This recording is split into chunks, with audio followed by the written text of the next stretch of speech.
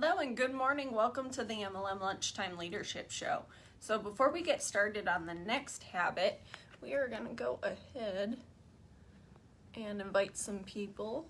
Wow, I did not realize how dirty my glasses were until I had to look up here.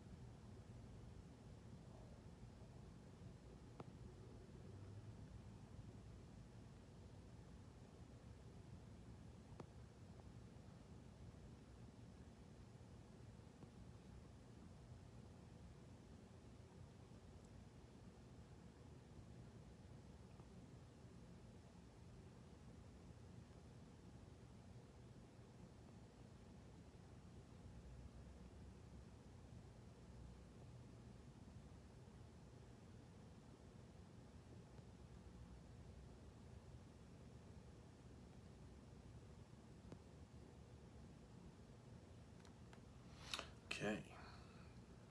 Alrighty. There we go. Okay, Jim Bailey, how's it going? Dakota's here. What's happening, guys? So what we're going over is High Performance Habits by Brendon Berchard. This book is long. It's somewhat confusing. He puts a lot of words that are probably unnecessary. But that's the kind of guy he is. If you know anything about his story, he basically tries to collect information from everywhere and assemble it. And anytime you do that without actually physically doing it, you tend to get real wordy. It makes up for what you haven't done. So, high performance habits struggle. That's what we're going to talk about today. Demonstrating courage, honor the struggle, share your truth and ambitions, and then find something or someone to fight for. So in the first part, he's going to go through a ton of stories, and what I finally did is I got to, the courage basics. So there's certain things that revolve around courage, stepping out in front, doing the right thing. There's many kinds of it. Psychological courage, mental courage is where it starts. The mental courage is basically, thinking things through that may be uncomfortable to think about. Psychological courage, the act of facing or overcoming your own anxieties, insecurities, and mental fears. I think a lot of people deal with that. I've dealt with that. The psychological, you don't think you're good enough. You don't believe it's going to work for you.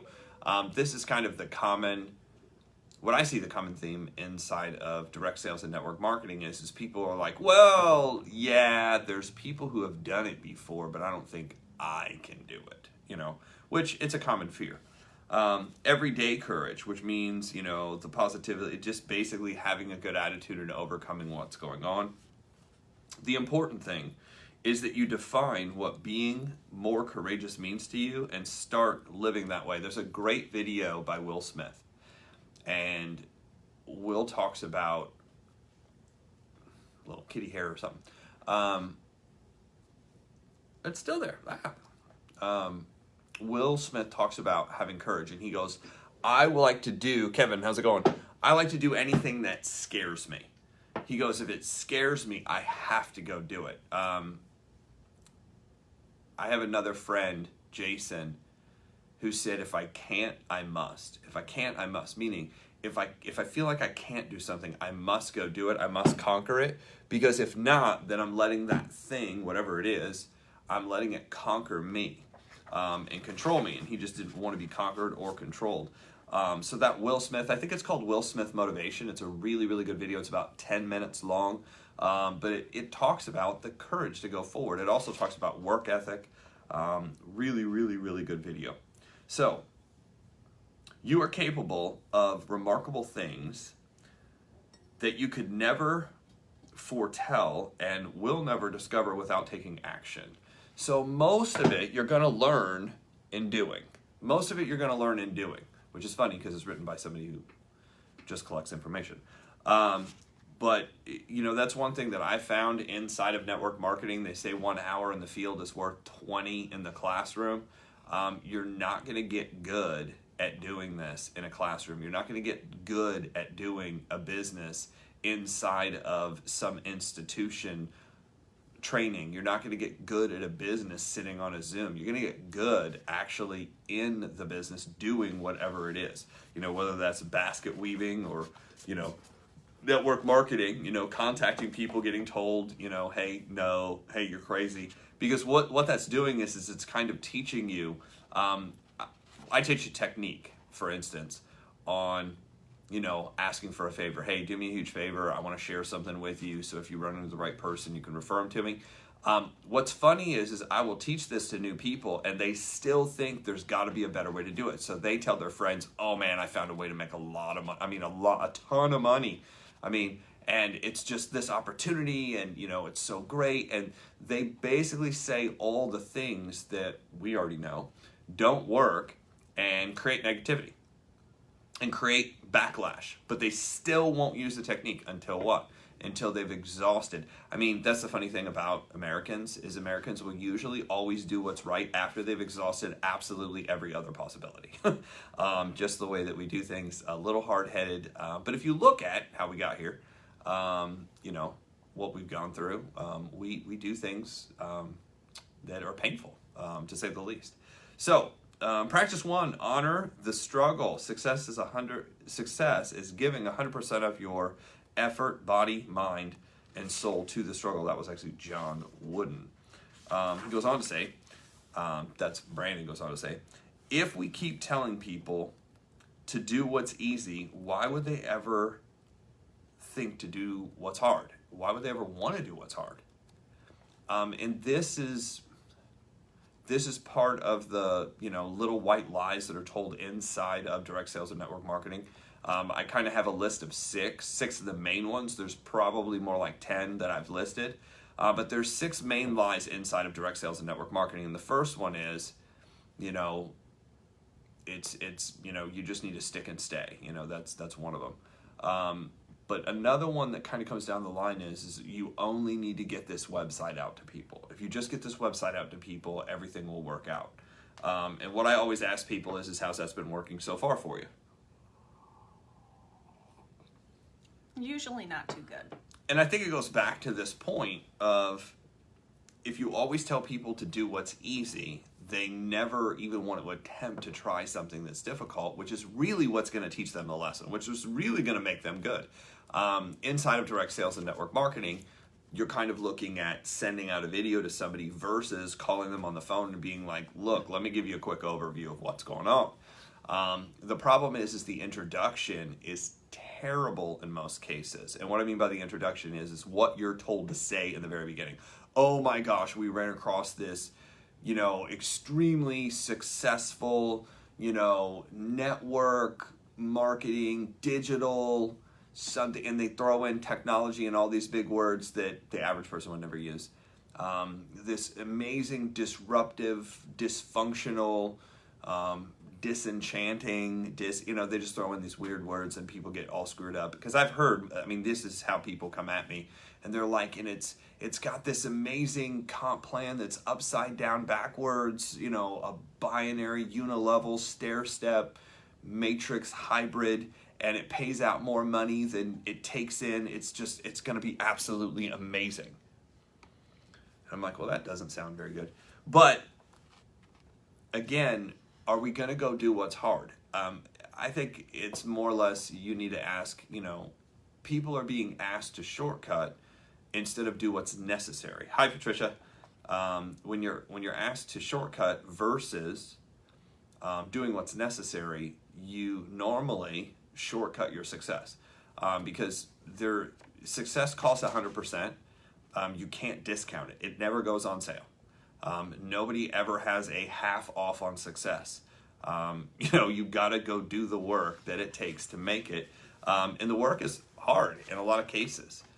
That's why, most people skip over opportunity because opportunity is usually dressed in overalls and looks like hard work. So people are like, oh my gosh, I wouldn't want to do that. I can't tell you the number of people that are like, you know, I know direct sales and network marketing work. I know you can make 100,000 or 500,000. You know, obviously only a few people will ever make the millions and millions of dollars inside of network marketing. Like, it's extremely, extremely rare. Just like it's extremely rare to be a musician that hits big, or a actor or actress that hits big. And I'm talking about like Hollywood big, like $10 million a film. Like, it's really, really, really rare. In all those instances, you know, there's thousands and thousands and thousands of great basketball players that never ever get to play for money. You know, football players the same, sports the same. So it is, yes, rare. But I have so many people that will tell me, Dave Roeder, what's happening? You know, I believe it's true that you could go make money, but man, that's a lot of work. I wouldn't want to go through that. I wouldn't want to do that. Like, they kind of image what it's going to take, and like, look, I'm not motivated. You know, I'm not motivated, I'm not disciplined, and I'm damn sure not responsible enough to go through that. Like, I've had people tell me this. But in presenting, you're going to hear that. If you just send them a video, you just wonder why they, you know, you don't have that feedback.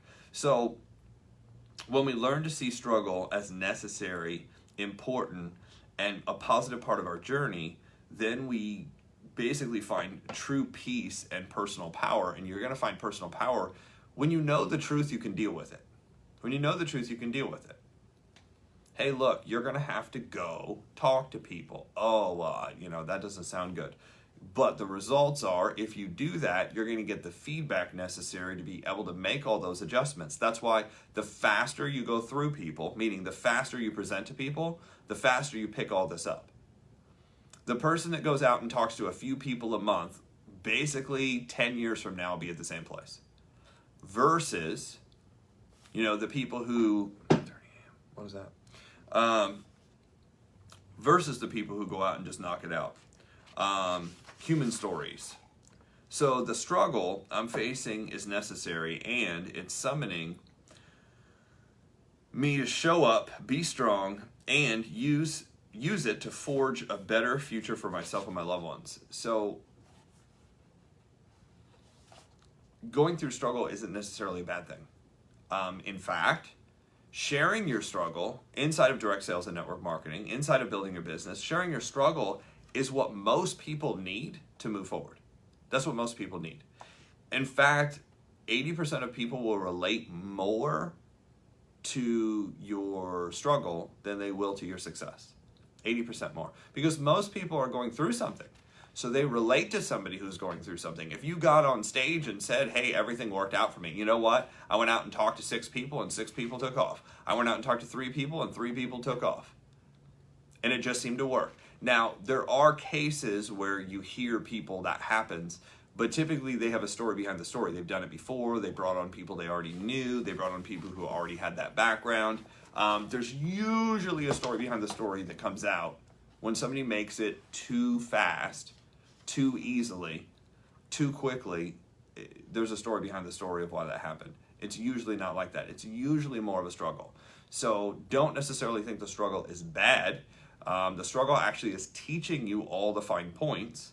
The struggle is actually refining you, making you better. You know, I've heard it said, you know, it's the struggle it's that pressure that creates the diamond. It's the pressure that creates the diamond. You know, most of us are that, you know, ugly lump of coal, but until we have the pressure put on us consistently to make that diamond, that's why diamonds, you know, are, they say they're rare. They're actually not that rare. It's just like people who are successful.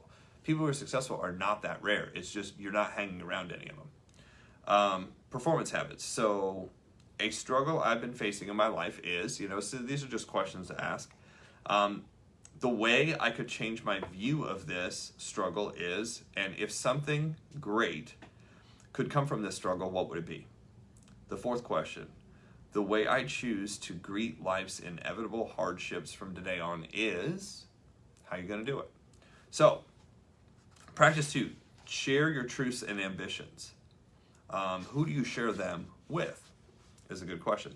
Minimizing ourselves. It says, only those who will risk going too far can possibly find out how far one will go. That was T.S. Eliot. So I think this comes down to, like, what are you capable of? John Maxwell says it different. He goes, how far can you grow? How far can you grow? You know, most people are goal setters, meaning I'm going to do 15 presentations this month, just for instance. He's like, but how many could you do? You know, a growth setter is I'm going to go as far as I can possibly go. I'm going to push the limit. And, you know, if you follow John's obviously, you know, kind of a person of faith, not kind of, he is a person of faith. He'd be like, I am a person of faith. So John's a person of faith, and he would also say, if you believe in, you know, the higher power, why are you not doing, if you're made in that image, why are you not doing all you can do? Why are you not doing all you can do? Isn't that kind of shunning the person who created all of us? If you're being lazy, if you're not doing all you can do, you're not, like, you know, using yourself to the maximum that you can. And there's a saying that says, if you could do better, should you? If you could do better, should you? You know, that's a great question to ask. Probably a good one to write down and, you know, put on the refrigerator or the bathroom mirror. If you could do better, should you? And are you doing all you can do? Now, what I found is you only do all you can do is when you have a clear picture of what to go do. Marty, how are you? I've heard out west is weird right now. It's always been weird, but it's particularly weird right now. So, no one wants to be in connection with a fake person. So, being transparent, being clear. Gary Vaynerchuk says, you know, be authentic. Be who you are.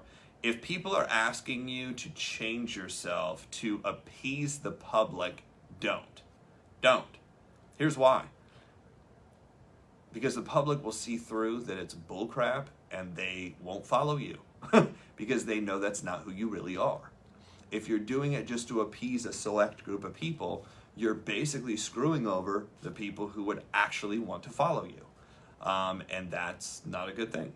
So, moving on. It says, no one can quiet you without your permission.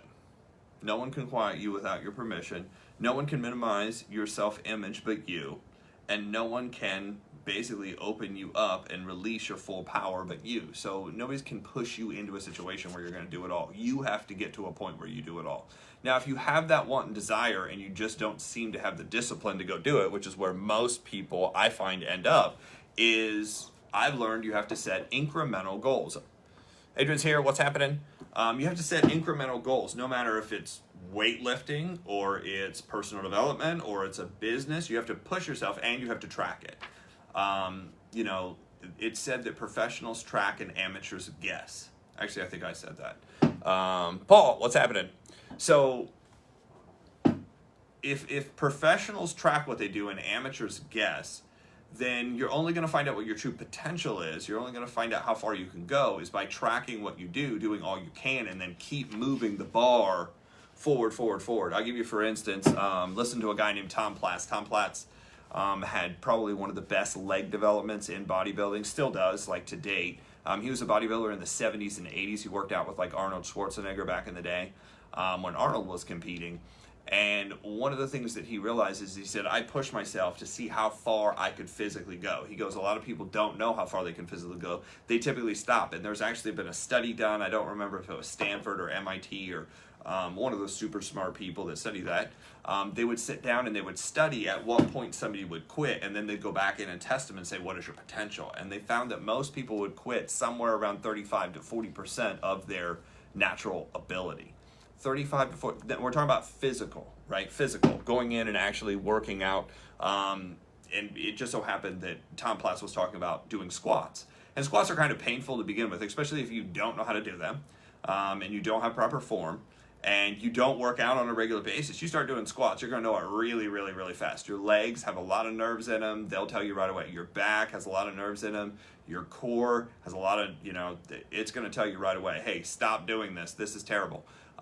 So when you start doing squats for the first time and you kind of get to the point where you can do them, typically your brain will tell you, stop doing this. This hurts, long before you're physically unable to do anything else.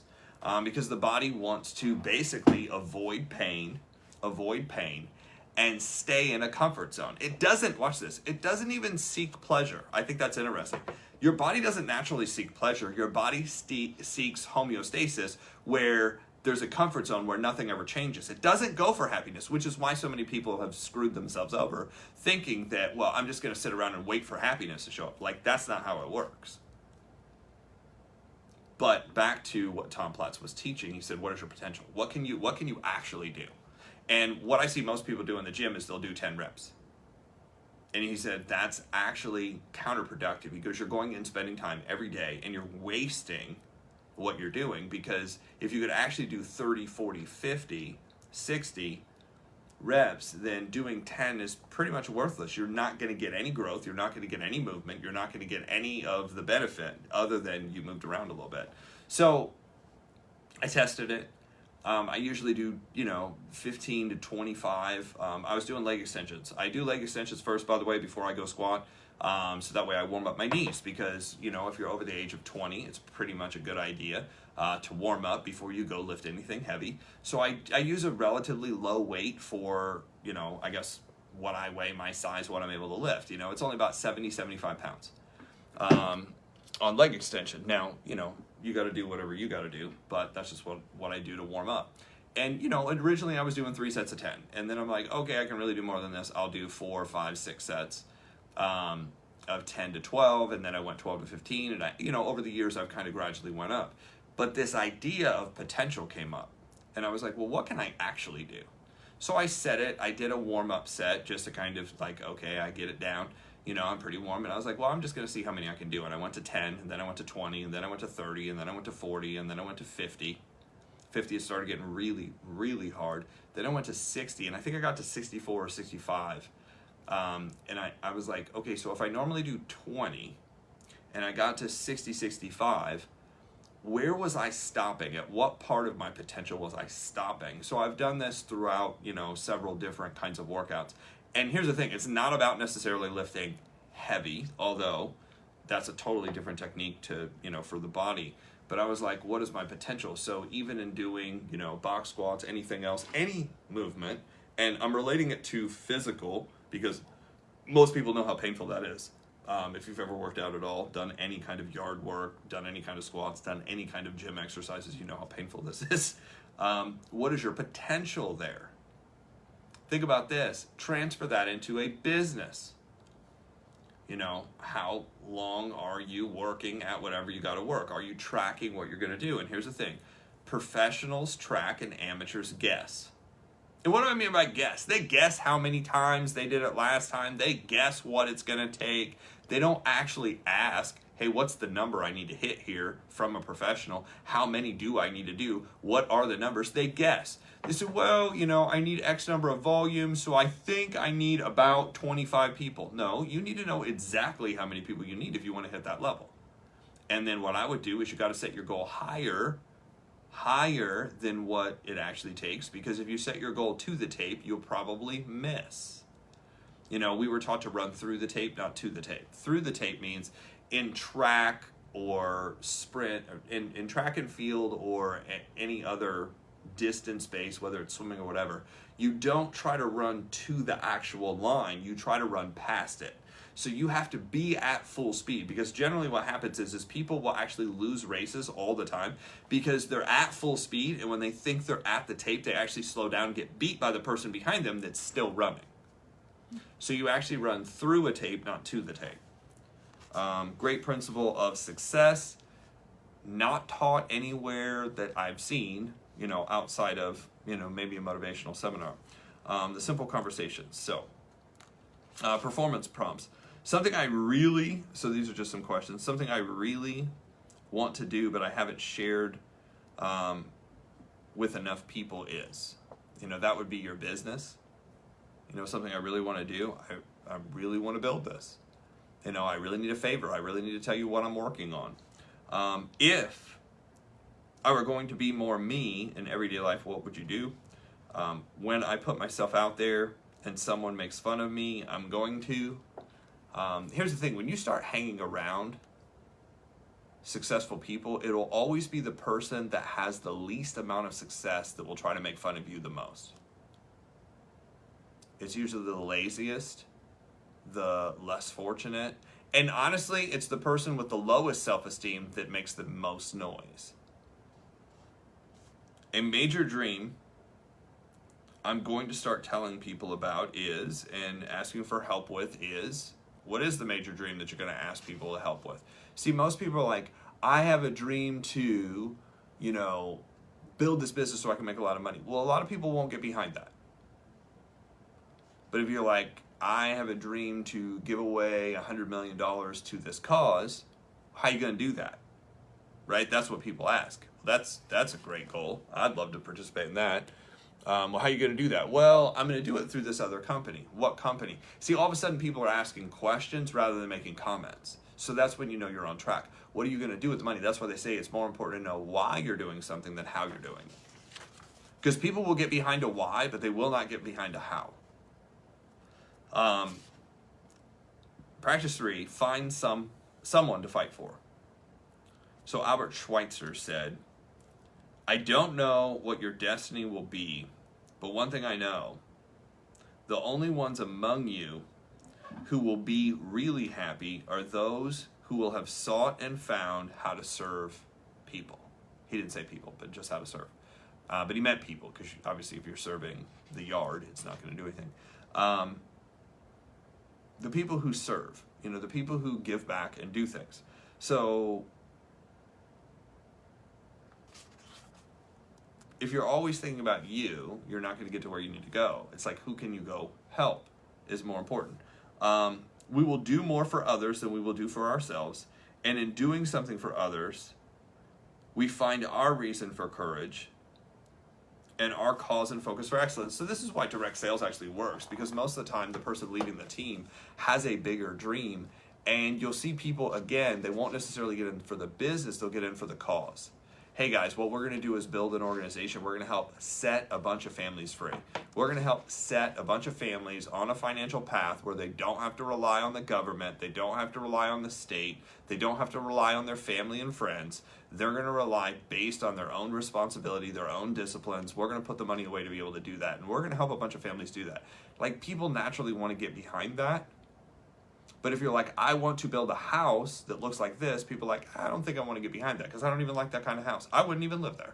They have all kinds of weird things. But when it's about serving somebody else, it's about helping somebody else, all of a sudden people are like, yeah, I'd want to participate in that. Like, even if you don't want to give money, you're like, I'll listen. Who are you looking for? Maybe I can send you somebody. And that goes back to the favor script. So, performance prompts. A courageous action I will take this week because someone I love needs me to take it is what? What courageous action can you go take? Probably presenting to somebody new. That would be the best thing you can do. 2, another courageous action I will take this week because somebody needs me to do it. Probably present to somebody new. Another courageous action I will take this week because my dream requires it. Present to somebody new. So courage throughout complexity.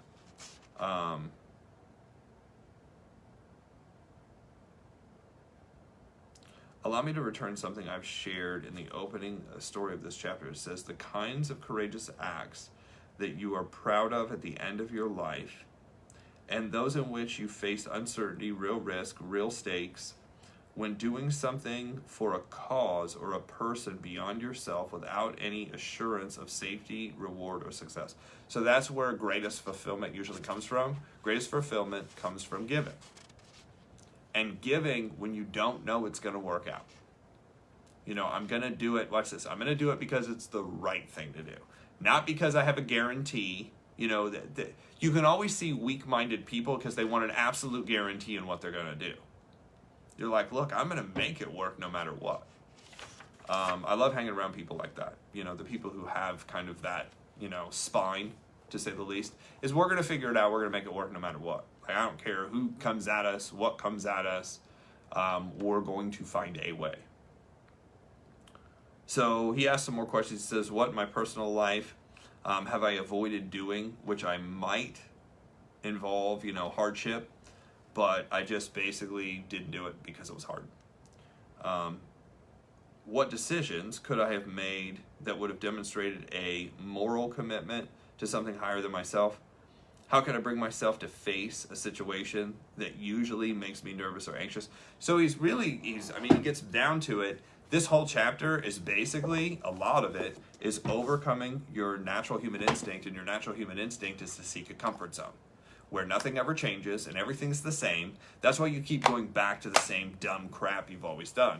If you feel like you've been stuck and you feel like you haven't moved forward, it's because you're actually fighting yourself. You want things, but your natural human instinct, the way that you're wired, is basically to come right back to the boring you. How do you accomplish it? The only way you can basically get to a point where you break that cycle and get past it is incrementally increase your comfort zone farther and farther out by tracking what you do and then pushing yourself outside of what you'd normally do. For instance, if you've only done 10 presentations and you've never done more than 10, and most people have never done 10 presentations in a month, so I'm just using 10 as an example. Let's say you start out the first month and you shoot for 10 and you get to 7, which is probably more likely.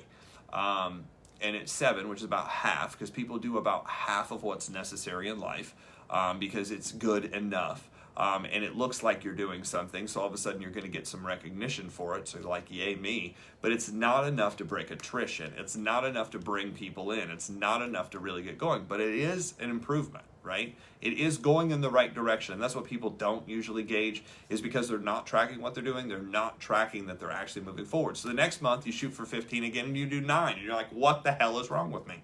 And I've done this, like I'm kind of talking about myself. What's wrong with me? I said I was going to do 15 and I only did 9. But if you tracked it and you looked at where you started from, you're actually ahead. How far are you ahead? I mean, technically you're ahead like 20%, or I'm sorry, 10%. A little over 10%. 7 to 9, yeah. A little over 10%, not quite 20. That's a massive improvement in a month. Like if your income grew by 18% in a month, you'd be like, every investor in the planet would come talk to you. But you have to look at success the right way. When you're looking at it small in the beginning, it doesn't look like you're getting anywhere. But you have to have the courage to go do the hard stuff. So the next month you say, I'm going to do 15 again, and you do like 12. And, most people quit after 90 days. Why? Because they're still not at their goal. They're like, look, watch this. This is what they'll say. I've done all this work, and nothing's happened. Showed 7 people, I showed 9, nobody's even gotten in. Yeah, but we've even said you have to show 15 to even get to the point where you score. You haven't done 15. You still haven't done what's required. You're getting closer to it. You're moving in the right direction, but most people look at where they're at rather than where they're going. Most people don't track. Professionals track. They would see this. Amateurs are guessing along the way and they don't see it.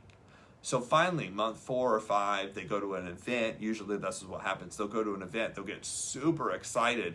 And that excitement level helps them see clear. And now all of a sudden they go out and do 15 or 16 and they sponsor their first person inside of direct sales. And they're like, oh my gosh, I figured it out. I've made it. This is what happens. But watch this. If you're not tracking, your comfort zone will pull you right back to what? Right back to where you were. You'll go back to 7, 8, 9. Because 16 is more than you've ever done in your life. And you're like, whoo-hoo, I've made it. Because I got somebody. Somebody's in. This is working. It's going to work. Now what you'll do is you'll change your entire focus from going and getting another person to focusing on this one person who got on your team. And if you're in direct sales and network marketing, you know exactly what I'm talking about, because this is what I did year after year after year. Tristan, what's happening? Year after year after year, this is what I did, and wasted time and wasted money and wasted effort and wasted energy, wasted emotion. Just trying to figure it out. Here's the thing. I didn't have anybody to teach me. I had to do it all, basically beating my head against the wall. And by the way, if you're looking to lose weight, I've heard that if you beat your head against the wall for an hour a day, you basically burn 150 calories. So it's a weight loss program if you want. Not a good one, but it is one. So, and again, if you tracked it, most people wouldn't track it.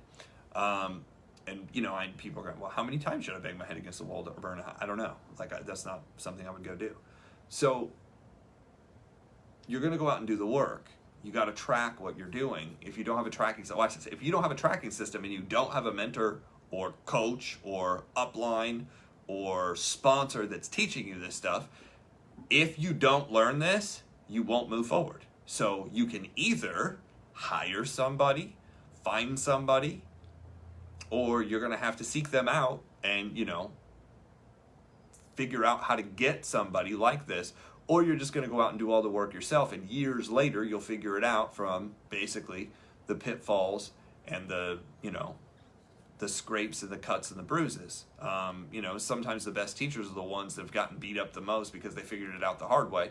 I've done a lot of things the hard way, and that's why I know what it's like to be there and be there for a long time and screw it up and not figure it out.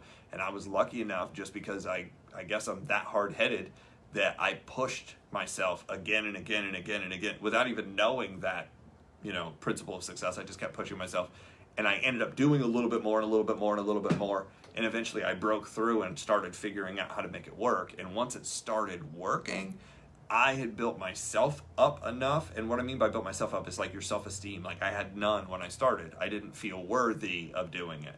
And if you don't feel worthy of doing it, you won't go do it.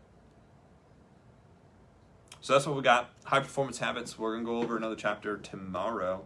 What chapter are we going over tomorrow? That's the one we went over today. So this is section 3.